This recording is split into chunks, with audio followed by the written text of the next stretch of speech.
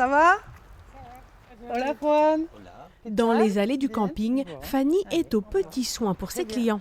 Bonne journée. Ciao. Le camping est plein, alors pas le temps de s'ennuyer.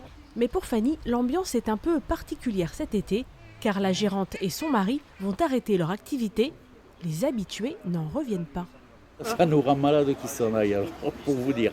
Nos gérants, c'est deux petits jeunes, on peut se permettre de dire deux petits jeunes par rapport à nous, qui ont amené tout un tas de choses nouvelles. Cette terrasse, là où on peut boire son petit coup en rentrant de la pêche, boire son petit café du matin. Situé au bord du Gave d'Ossau, à l'entrée de la vallée, le camping propose 80 emplacements, dont la moitié occupés par des résidents à l'année. De quoi cultiver une certaine convivialité. Ça, c'est un peu notre marque de fabrique. On a fait en sorte dès le début, à notre arrivée, de créer un espace vraiment très convivial au niveau de l'accueil, du bar.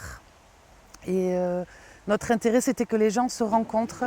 Et à force de se rencontrer dans ces lieux communs, ils discutent de leur région, de leur randonnée de montagne. Et c'est quelque chose que j'espère qu'il va continuer. Biel et Billère, les deux communes propriétaires du camping, cherchent désormais un repreneur.